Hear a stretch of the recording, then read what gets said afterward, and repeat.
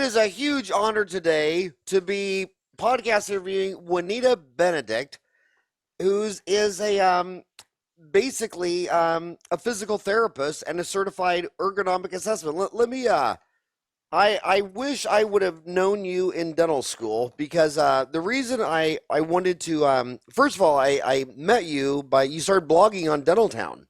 I And, did, yes. and I'm a big fan of your blogs. I love them. In fact, if you ever want me to push out a blog that you've written on Dental Town to my Facebook, Twitter, whatever, just email me the link to your blog at howard@dentaltown.com and I'll push it out because I really feel at 53, I destroyed my neck. And yeah, so I leaned my head over I did all my surgery standing up, placed all my implants standing up, sitting down. I don't know. I didn't pay attention to it. And my neck just kept getting more and more jacked. And Right. about 50, it was to the point where it was always under pain.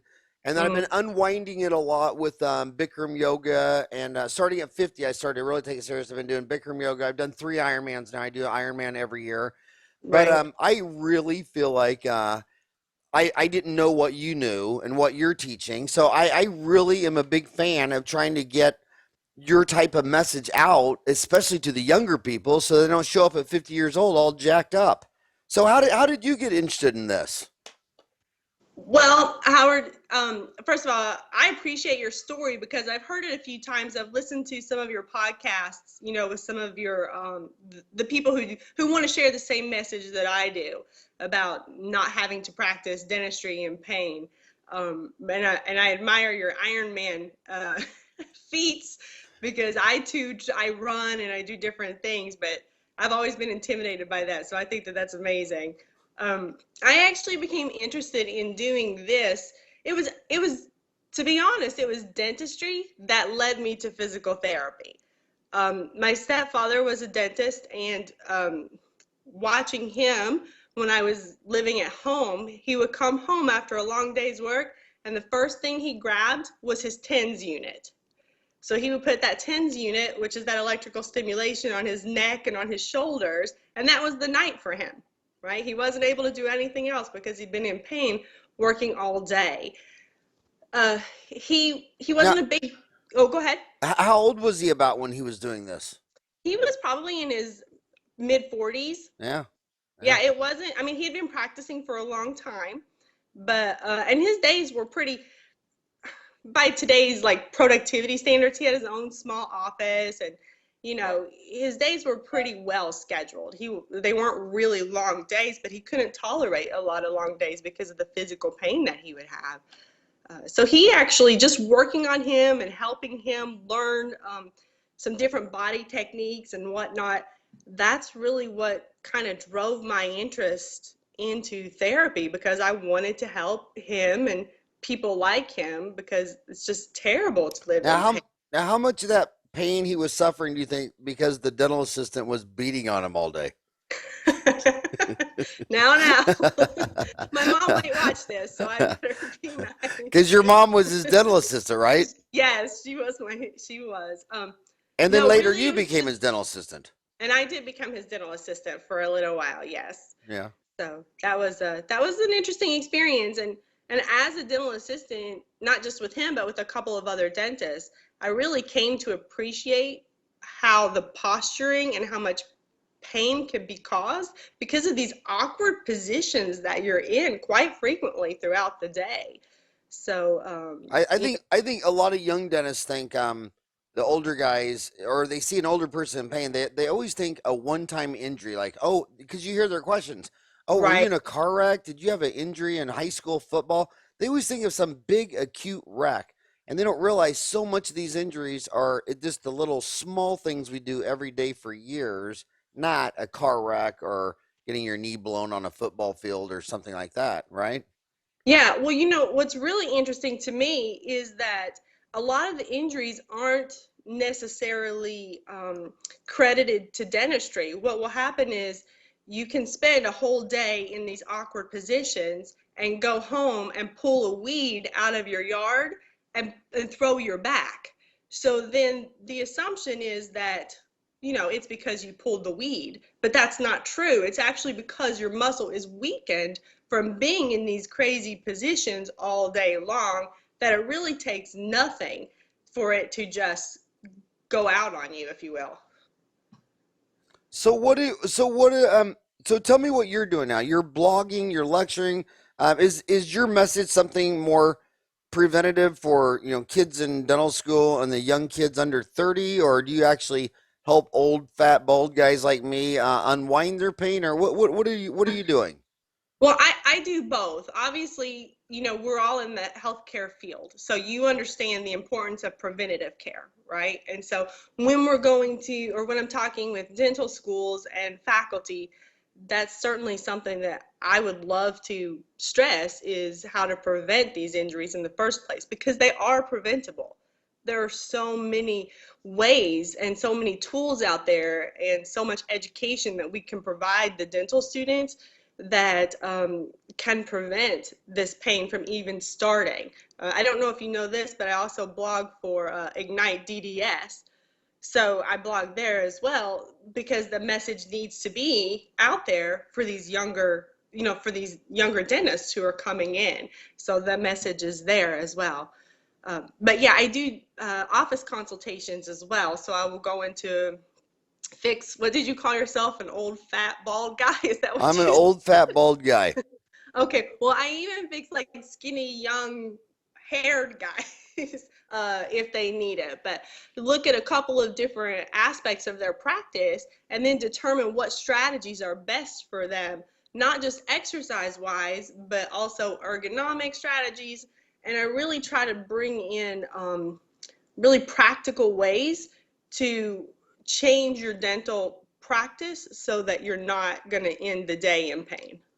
So how do you want to do this? Do you want to start talking about, the young kids in school and how they'll prevent not turning out like me when they're 53, or do you want to start with just how to practice dentistry without, sitting in awkward positions, or should we talk about this?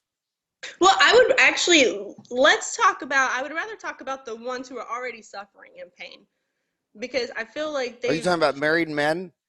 married men, unmarried men. Oh, I got it. I'm a little slow sometimes. So No, we're going to no. talk about married men who are already suffering and in pain. You're more likely to live longer if you're married. I know, that's true. Bachelors live the shortest. Bachelor men live the shortest. Bachelor women live the longest. When There, when men marry women, our life expectancy goes up and theirs goes down. there you go. See, I think that statistic there speaks all for itself. Yeah. And the funniest thing is when men yell that women can't drive and their insurance rates are twice as much as women. It's like, Right? what's I wrong with know. what's wrong with that figure? Okay, so you want to talk right now about people that are dentists already practicing and they're already in pain. Yes. And Let's talk about that. I assume the pain is going to be either one end of the spine, either their upper neck, shoulders is jacked, or their lower back is going out. You know, that those are definitely some of the most common impairments that you have. You also have a lot of shoulder injuries, some hip injuries, some hamstring, even ankle injuries And from carpal tunnel, I see carpal that. tunnel. Yeah, absolutely. So that's a lot of mostly what I'm seeing though, and the statistics kind of bear it out as well, is the neck pain is the most common, and then some back pain associated with that. But there's a lot of there are a lot of problems with the neck because you're trying to see and get in the correct position. You get in all kinds of weird, crazy positions. I saw one dentist who was leaning laterally like this, right, and trying to look into the patient's mouth, but he didn't just do it once or twice. I was actually videotaping him, and he was surprised as to how much he did that, and then was wondering, how can I solve this, this neck pain of mine? Well, don't bend that way. But it's more about, for me going in, it's more about finding the correct strategy for that dentist, because we're all creatures of habit. And it's really, really difficult to change habits that have been formed over even 5 years, but much less 20, 30 years. So it's impossible to go in and just say, oh, well, use this new stool or do this and you'll be fine. Really, it's a matter of teaching small incremental change to people so that they're able to implement the changes that are going to make a difference. It's a process. It's not just a one and done sort of situation.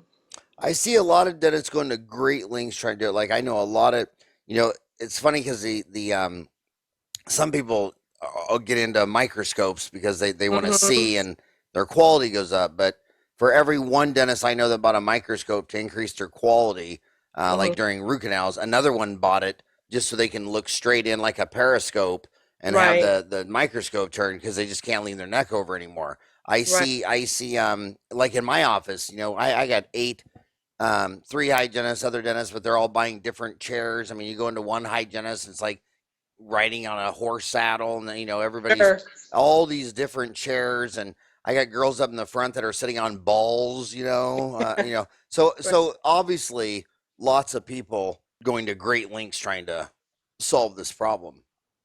Right. Well, I mean, the terrible part is that it could be prevented, right? That's the terrible part is that it can all be prevented with proper education.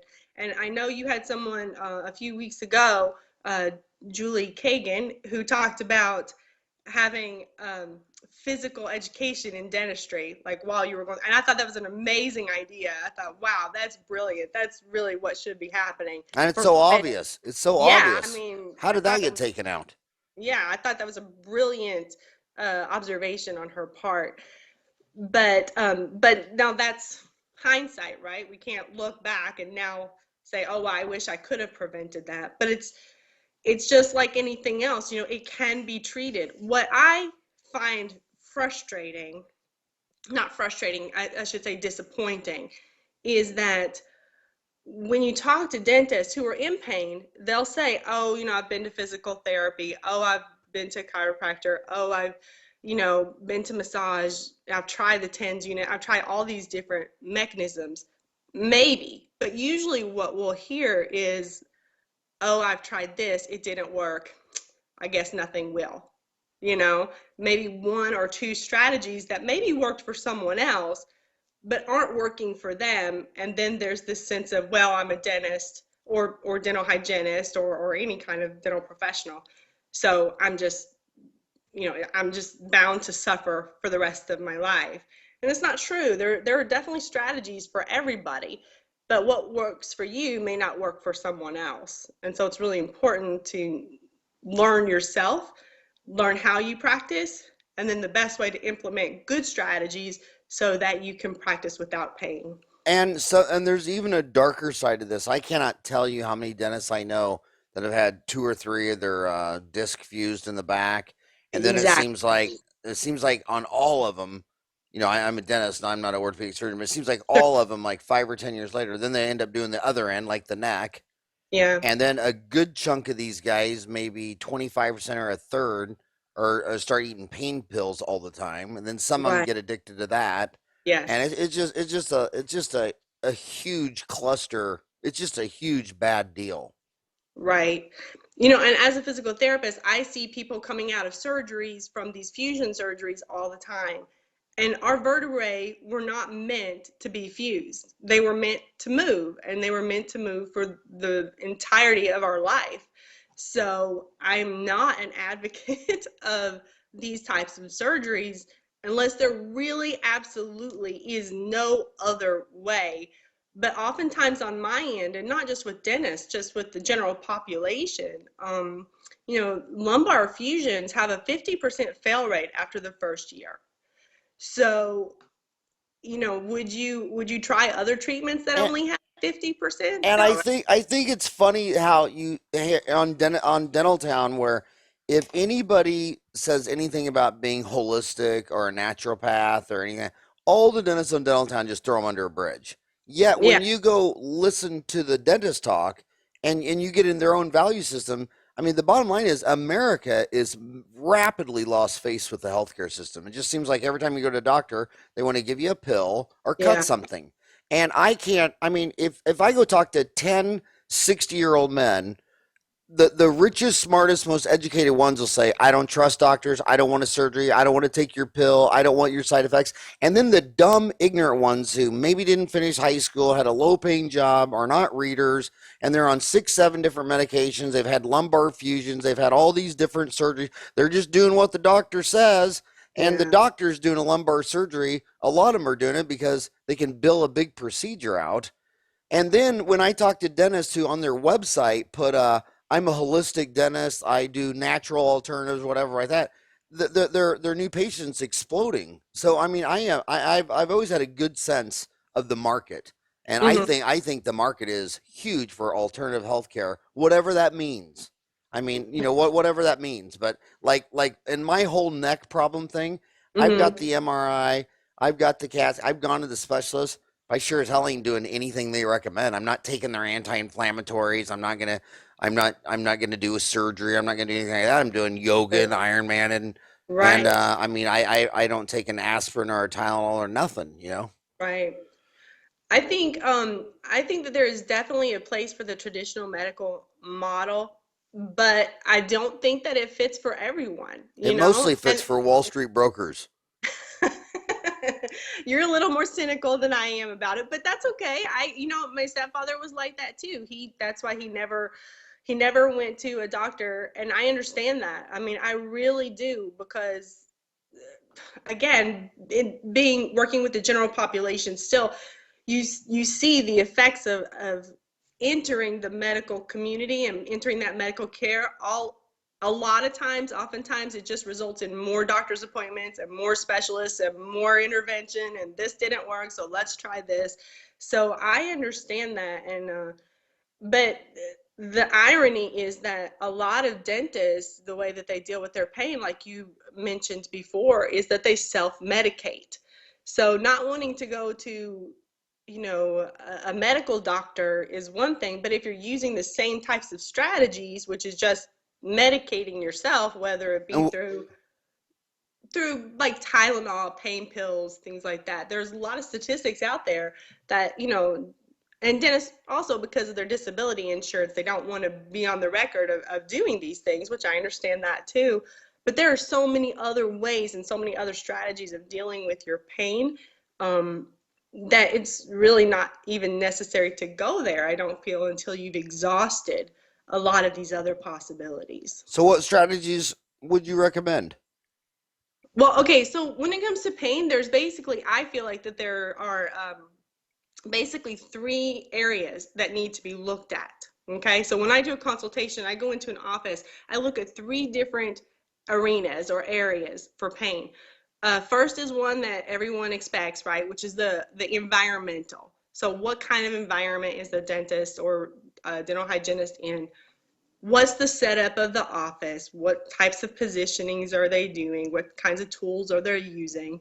Um, you know, the things that we normally think of, right? Sitting postures, etc.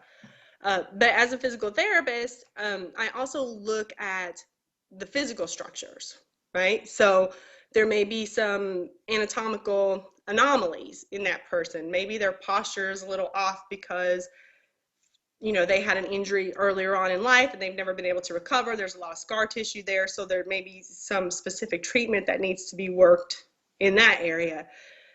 Maybe their range of motion is just out. So I look at their physical component too. So there's the environmental, the physical, but the third part I feel like gets left out a lot in dentistry, and that's the psychological component. You know, I see a lot about stress in dentistry, which is important, but there's a huge link between stress and between physical function. The higher level of stress, the harder time your body can actually function physically. There are uh, physiological consequences to stress, and if it's chronic stress, you will have chronic pain. I mean, that's just no matter who you are. Um, so taking a look at all those arenas and putting them together really can give you a complete look at what's going on in the dental office with that particular dentist. And then, of course, looking at their habits and trying to integrate then things like, you know, doing specific exercises to activate specific muscles before you do specific procedures. So something that you would be at risk of hurting yourself, let's look at these strategies first and then start to implement them so that your body is prepared to do these crazy movements. And some of it is just like when you said you were filming a dentist, I think that would be a great start to because I notice like my swim coach, every once a month will swim me doing a couple laps. And every time I look at it, it's like looking at another human. You just don't see yourself. I got a very good friend, one of my best friends. 100% of the time that I go to his office, when he walks out, when he gets done giving a mandibular block, a lower shot injection, Mhm. he's holding his breath the whole time, and then he Mhm. pulls it out, he puts the needle on the deal, and then he stands up and he walks out of the room, and it's not till he's out of the operator and he goes, oh. And I was saying to myself, man, you've been doing this, you do this 10 times a day for decades and decades and decades. And, Right. and so he's holding his breath and the tense. So you're talking about psychological stress. And Yes. I remember one of the first things my boy's grandpa, my ex father in law, when he was in the office, he always saw me, 20 years ago, move my shoulder around. So he hung a pull up bar right by my breaker, and he said to me, he said, Howard, every time you walk back to your private office, he goes, I just want you to get a habit. The first thing you do, I just want you to hang on that bar and do a pull up, Mhm. and so you can see how, people are trying to break cycles, break Right. habits. That's a perfect example of possibly a strategy that I would use, going into a dental office is looking at an impairment, something that's wrong, and how we can fix it, and employing strategies like that. I've given away TheraBands, the elastic things that we use in physical therapy, but I've given those away and instructed dentists and their staff on how to use those when they have a 2-minute break in between patients. Let's activate those muscles. Let's get them going. Don't let them get lazy. Don't give them a break. With specific procedures, you're going to be in, compromised positions. So let's fix that before you get in there. Let's prepare the body before you start, you know, breaking it down. So what other are you into? Are you into any of these types of chairs or anything else or um So, the whole purpose of ergonomics is to make the job fit the person, right? That's what ergonomics is supposed to do. It's supposed to have dentistry fit the person. Uh, and sometimes they work and sometimes they don't. But again, it's really depending on what's going on with the dentist. So, someone with really tight hip flexors, they may need that sorry, the saddle stool, right? It might be a little bit more comfortable for them and they're low back if they sit that way.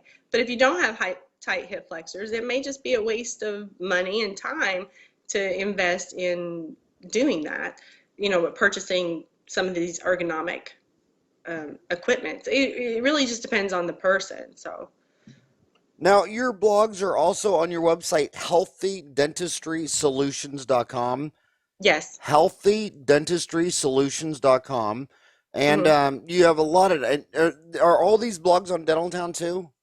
Not all of them. A lot of them are, but not all of them are. Yeah, I love your blogs. Why electronic documentation can be such a pain. Effective stretching, it makes a difference. Reconsidering your sitting posture. Um, it's I mean, an amazing writer. Did you want to go over any of those blogs or topics, or what other strategy you have for a dentist listening right now in pain? Let's talk about something that you hit on really quickly. When something that I've been noticing a lot of is posturing with regard to electronic devices. Okay, because we're all, especially now that everything is computerized, right? We have these electronic documentation that we have to do. So when you're not hunched over a patient, you're going to be hunched over a computer or a keyboard. And that is an opportunity for you to really use some proper posturing and some proper alignment just in general and strategies so that you can give your body a break, but and to recover a little bit from the long day of being in these compromised positions. So in it's not just in the computer though. You know, we forget about our phones and our tablets and our TV and everything. So really just kind of being aware of your activity. I don't know if you know this or not, but there's been a rise in osteoarthritis in young kids, like teenagers, on their thumbs because of the phones and using the phones and scrolling. There's even a technique or a term now called text neck, and that's because your neck is like this all the time when you're looking at a phone, and that can obviously stress structures the same way that you're going to stress structures when you're practicing dentistry. So if you're on your phone and your head is tilted, what's the difference between practicing this posture and practicing a lot of postures where your head is down and you're working on the patient? So there are a lot of things outside of dentistry that can be contributing to your pain inside of dentistry. So I would definitely caution and recommend that anyone who is having pain, that they take a look at their usage of electronic devices, because it really can contribute to just overall general pain, not to mention the psychological component that is well documented with, you know, increased screen time and things like that. So that's something to really consider if you're having a lot of pain. I thought yesterday I was interviewing Deborah Englehart Nash, and she was saying that the dental school instructors were talking about how the older dentists, before we went to dental school, we used to make things with our hands and toys, and we used to make all Mm-hmm. these things, and we just were better at art and then transferring that to making teeth, fixing teeth. But a lot of Mm-hmm. these kids, all they did was video games and joysticks, and they don't even have that manual dexterity of their fingers. I would agree with that. I think that that's, you know, and I would even go a little bit further, and this is just my opinion. There's no, I don't have any statistics or anything to back it up, but I would say that even if you once had it, like my generation, even if you once had that dexterity because you were using that, you've gotten so used to the convenience of the electronic devices that we have and the entertainment that's constantly around that you lose it. You know, if you're not constantly practicing those manual skills and, you know, of course, as dentists, you're always working on those fine motor skills, but you know, it's very easy to lose those things. It's just like balance. If you don't practice balancing every day, as you get older, you lose it and you don't even realize it until you're flat on the floor calling 911 for someone to come and pick you up. You know, it's those things that just, it's over time. It's I still have another 6 months before I get to that stage. well, let's hope. Well, if you're doing yoga, then I doubt that you're going to get to that stage because that is a constant working of your balance. But and you see that trend in the gym too. I mean, like when I was younger, a lot of people like to do machines, but now people want free weights. You see a lot of people when they're doing weights, they're standing on one foot or they're standing on a ball, or so balance. And I mean, it's really getting more scientific. So what do you think are things that dentists could do? What do you think the most common things that dentists is doing wrong when they're sitting in a chair? Well, first of all, let's ask that. When I was little, Hmm. at least two-thirds of the dentists, when I was 10 years old, two-thirds of the dentists in Wichita, Kansas were still standing up. And when I got out of dental school, some of my friends in my high school, who their dad was a dentist, like Dr. Perpard, he still stood up. I don't think he ever sat down once in his life. Right. What do you think? Do you think moving to sitting down was a good idea, or do you think the stand-up guys had better overall health? You know, I think that it's somewhere in between. I really think that moving in general is really important. If you're standing up for long periods of time, there are lots of musculoskeletal problems that can come with that. If you're sitting down, there's a lot of issues that can come with that. So really, it's a matter of changing positions if you can. So, you know, maybe some ops are set up to where you're sitting and some ops are set up to where you're standing. You know, that's one option. Or you can this hour I'm going to be sitting, this hour I'm going to be standing. Kind of depends on what you want to do, or even one day of standing and one day of sitting, however flexible you want to be with that. But really, changing positions is the most kind to your body. But I'm just saying, we don't know what we don't know about what's causing, a lot of this pain and this suffering. Well, that's true. You're right. We don't know, but we also know a lot now that we didn't know before. There's been this giant push within the last decade or so for attention to be drawn to this, because there's no reason that dentists should practice in pain. I'm going to keep saying that because it's true.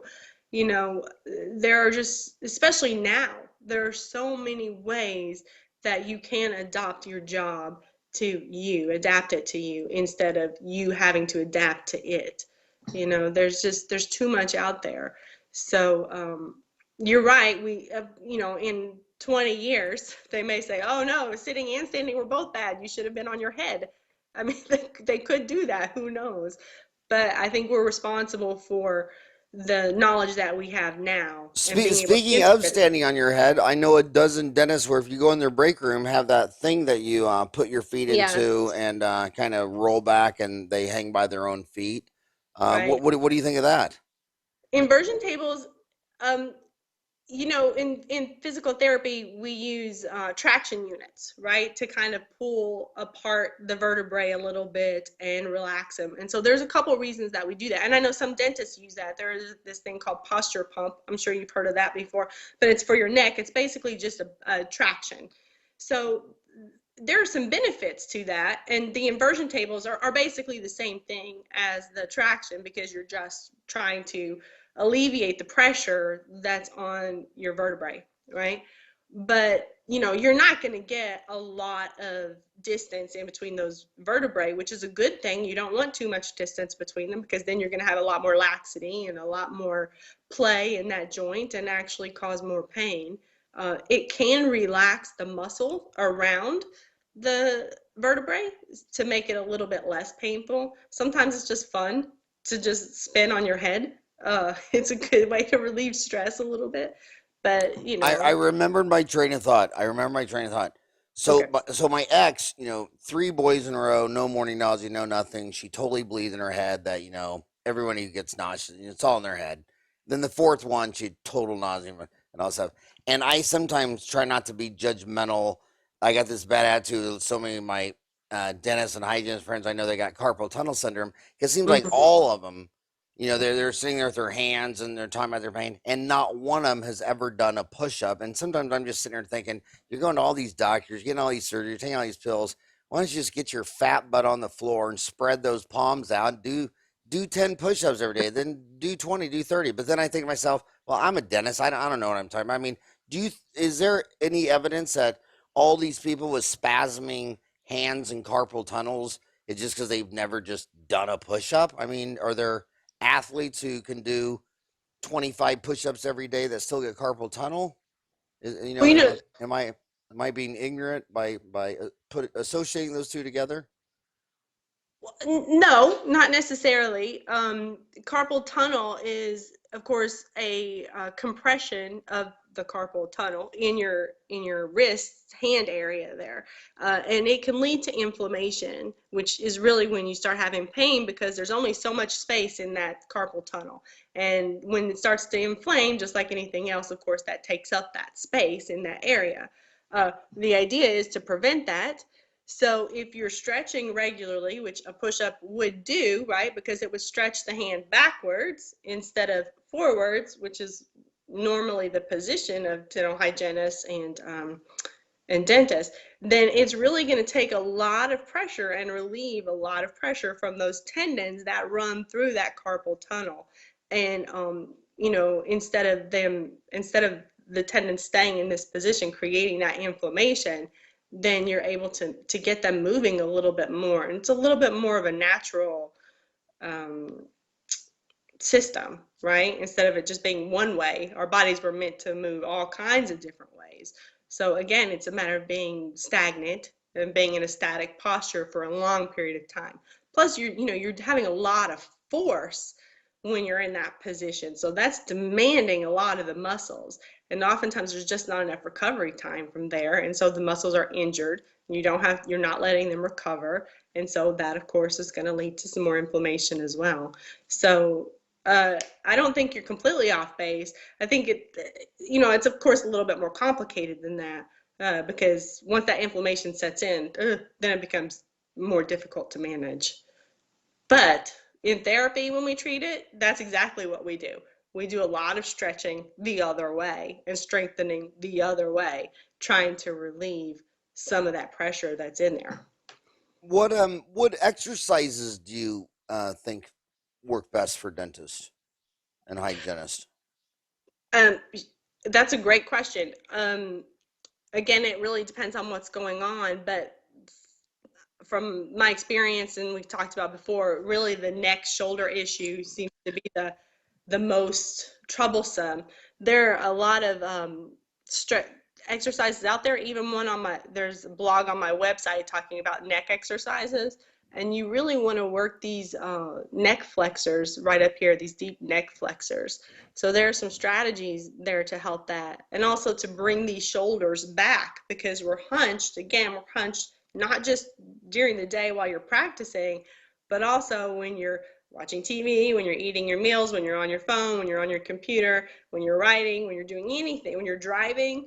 We live in this 3x3 box, right? I mean, that's pretty much where we live. It may be down or it may be up, but we're not doing a lot of big movements to get full range of motion in our joints. So our muscles aren't going to be strengthened to those larger units. That's one reason I do love yoga, is because it does require those big, large movements of your body and your joint and stability of that. So I think yoga is a great exercise. Yeah, Gen- and I agree. And whenever I get an idea that, well, instead of going to yoga, I should go to the bar and drink beers and eat pitchers of big old plates of wings, it's just never really a good idea. I mean, there's just nothing better than unwinding at the gym yeah. or in yoga or bike, swim, run or something like that, and then break the old habit of saying, I'm just going to go watch, like tonight, I'm probably going to go to the bar and watch Thursday night football. I still Mhm. I haven't found out who's on yet. It depends on what the game is, but yeah. And then my son's saying, maybe we should go to yoga, and it's just it's always such a better decision to go to yoga or Lifetime, fitness or something. Right. Well, because you're not only just taking care of your body, you're taking care of your mind too. That psychological component is so important to be able to de-stress either after a long day or to prepare yourself for the day ahead of you, whether you exercise in the morning or in the evening. There, the psychological benefits of exercise are very proven, and to me, I think that they're worth, I shouldn't say worth more, but worth the same as the physical benefits. And why do you think exercise increases mental health or reduces Okay, stress? so this is just from, I'm, there's tons of studies out there, but they all get muddled in my brain. So let me tell you just from my own personal experience. When I'm performing a task that I have not perfected, which is what exercise is about, right? Learning new tasks or performing tasks that you have not perfected, it requires my complete concentration to do that. I can't focus on anything else. I can't focus on the paperwork that I have to do, or the dinner I need to cook tonight, or whatever. I have to really focus, or I'm going to fall down or I'm going to hurt myself. So really, I feel like mentally exercise and running, I love running. I've run a few half marathons. I enjoy that. I really love those long runs because it gives you time to clear your mind. Same thing with swimming is great because there's no stimulation when you're swimming, right? It's just you in the water, that's it. You can't hear anything, you can't see anything except for the bottom of the pool or the lake. And I live in Florida, so I really wish I could see it a little bit better so I could avoid the gators. But really, it's that total focus that's required, whether it's strength training, running, swimming, yoga, whatever it is, just that mental blocking. Yeah, and I even love that about swimming and biking and running Mhm. outside. Is it's dangerous to wear headphones and music. Yeah, when you're running on a street, biking on a street, and I really like that, even that part. Like you get in a pool, there's no music, you're running, no music, no nothing, no stimulus, no text, no email, no patient. You're right, right. it does totally clear out the mind. So Yeah. you were talking about those, sometimes you give the dentist stretchy bands, Mm-hmm. and that's to reduce their stress by strangling their dental assistant with it. Is that what you do? You wrap You it know around? what? If need be, I suppose. Although I'm sure there are some very, very feisty dental assistants that may want to do that to their dentists Man, instead. I've had so many dental assistants over the years. They come and apply for a job, they leave off a resume, and we're not even don't even have an ad. And we're saying, why are you leaving your last guy? And I mean, a third of them. Oh, his temper.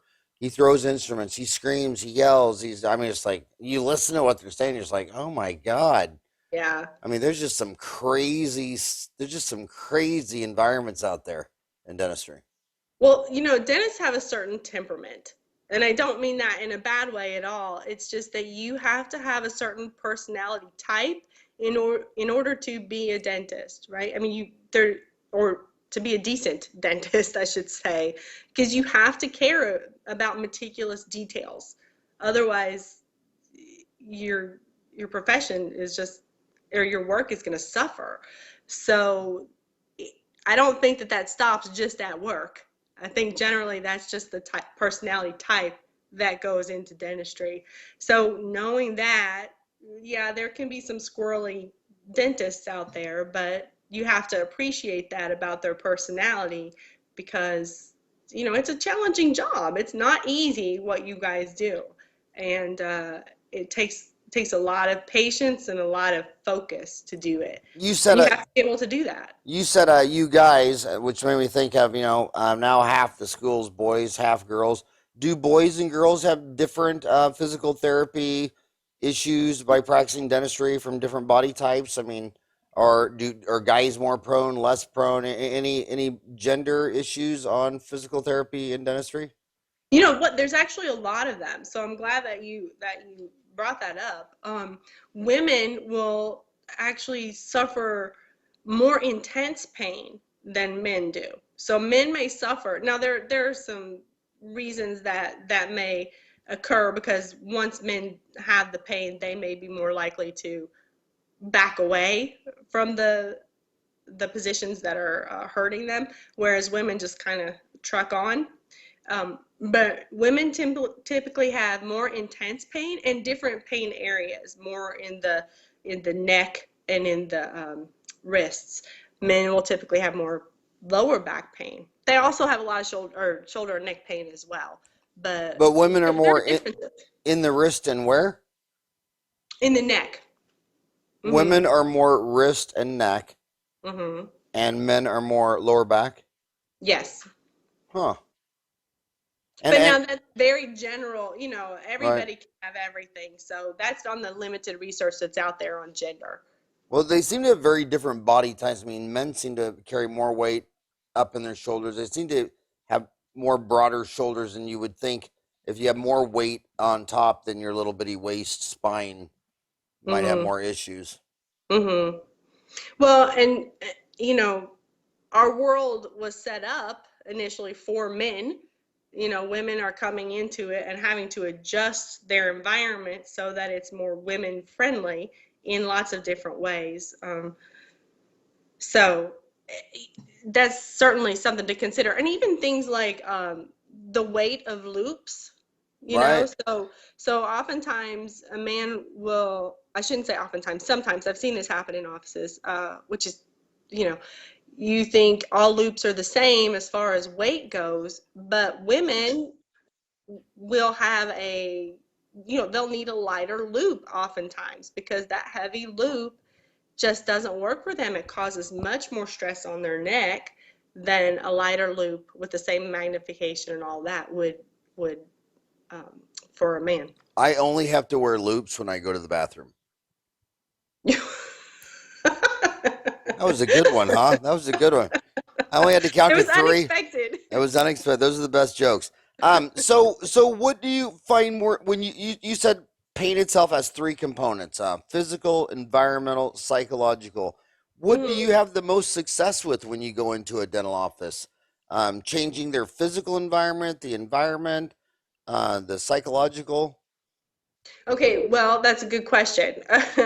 It depends. Again, it depends on the dentist, but it's easiest to fix the environmental component, right? Because you can say, well, if you use this stool or you position your tools in this way, then it's going to be easier for you. And I've So, and I've seen a lot of hygienists get all new instruments where the diameter of each instrument is twice as big. right, I mean, instead of holding like a thin little toothpick, they want to hold on sure, something. right. There's some great innovations in ergonomic tools. So that would be considered an environmental issue, and those are the Yeah, easiest to change. A different chair, a different sure. instrument. Well, people are more willing to change those. When you're talking about physical and psychological, that becomes much more difficult. So, physical, if you're talking about, muscle imbalances and weakness, which we all have, but in dentistry it's more pronounced and more important to fix those, then you're talking about an exercise regimen, right? You're talking about something to really fix your body and to become healthy and balanced. That requires a lot of discipline. And as disciplined as dentists are and focused in some ways, but they're people, right? I think, just like the rest of us, We're barely people. barely people. We're just technically people. You Okay, and only an anthropologist can see it in us. I see. Okay. But we all, like you said, sometimes it's a struggle. Even if you've been doing yoga for 5 years, it doesn't mean that today isn't a struggle for you to decide to go. So that's always difficult.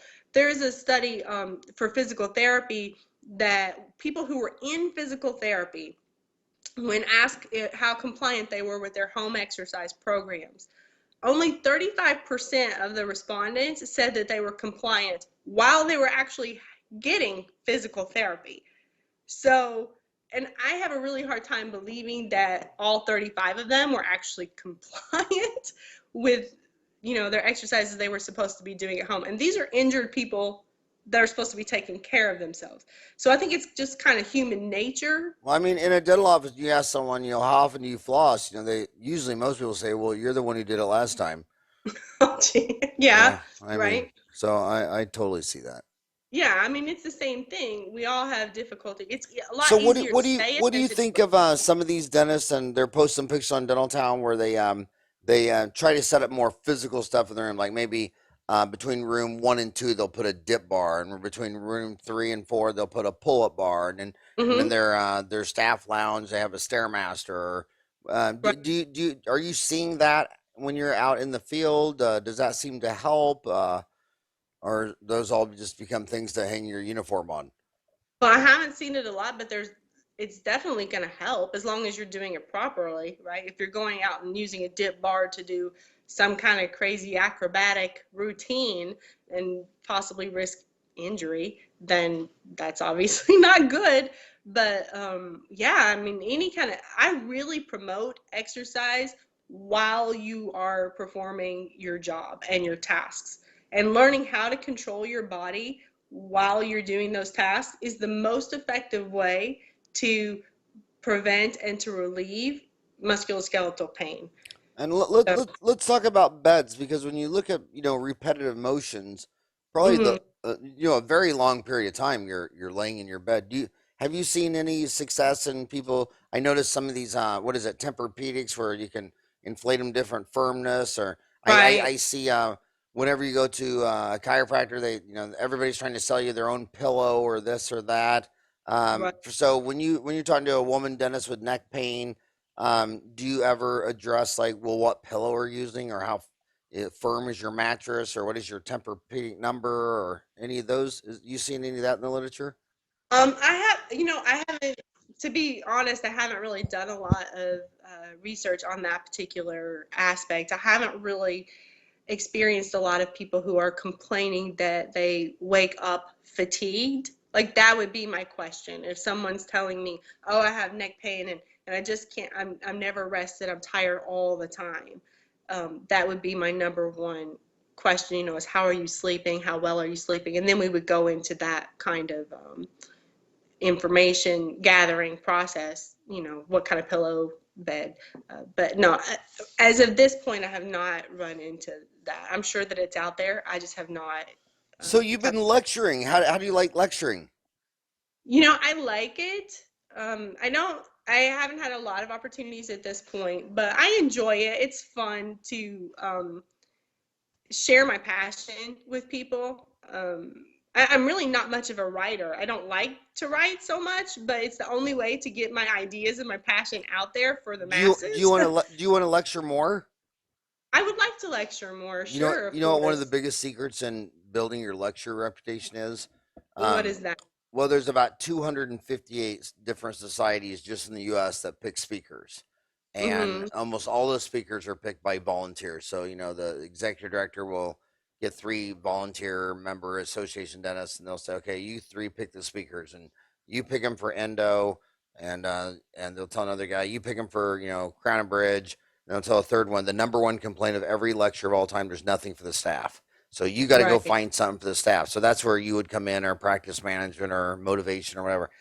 And Mm-hmm. these dentists, they don't know who to get, and they say, well, don't get the same ones we had last year, the year before. Get someone new. So you go into Right. Dental Town, where there's Mm-hmm. 350 one-hour courses divided by sections, and like if I'm in Sure. charge of picking the endo, I'll say, okay, here's six guys that give a 1 hour lecture on root canals, and they'll watch it. If you put a 1 hour course on Dental Town, it'd basically be like your demo tape.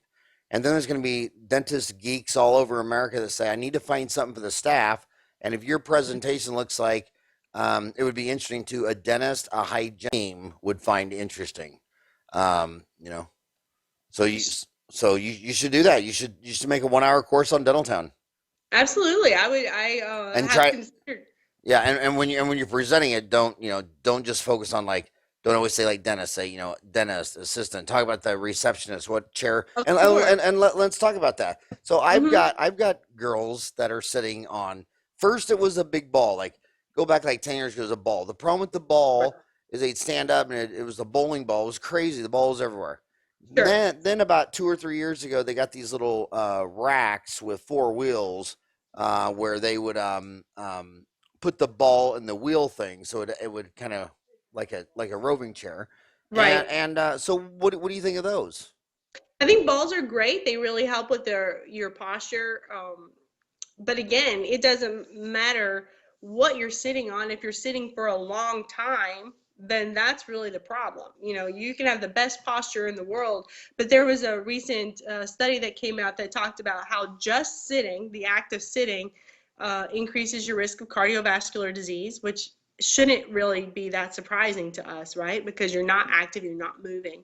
So I always, when I have people come into my office, accountants, front desk people, I have them set a timer. So for every 45 minutes, they have to get up and move around in some capacity, in some way, so that they're not just sitting hour upon hour upon hour upon hour, because it's really easy to do that. Uh, so, there are strategies there. So the ball is great. I love the ball because it does help you. And there are modifications of that now where you can have like little discs with a ball on it, and you can put that on a chair so that you do have a little bit of back support there if you need it, if you get tired of sitting, because it's hard to go from poor posture to perfect posture. It's almost impossible to do that without some sort of training of the body. I got to tell you something that's way too much information and we shouldn't be shared. So we're definitely going to talk about it on Dentistry Uncensored. When you go to Africa and Asia, the public restrooms, there's not really toilets; they're just pipes in the ground. And Mm-hmm. I mean, even in nice first class, areas. And when you talk to gastroenterologists and internists and all that, humans were designed to squat. And Mm-hmm. when in the rich countries, when you actually sit down on a toilet, all these muscles that were designed to help you take a bowel movement or defecate all go flaccid. And then Mm-hmm. and then you see in those countries where people take a magazine or a newspaper or whatever. But I was amazed, the first time I ever had to, go in the bathroom, and you don't even you have to you have to learn how to take off your clothes and poop in a deal, and you can't really take off your clothes and put it anywhere because it's filthy. Right. So you're like putting your clothes over your head, and I was amazed at when you squat down on your feet and you're not Mm-hmm. sitting on anything.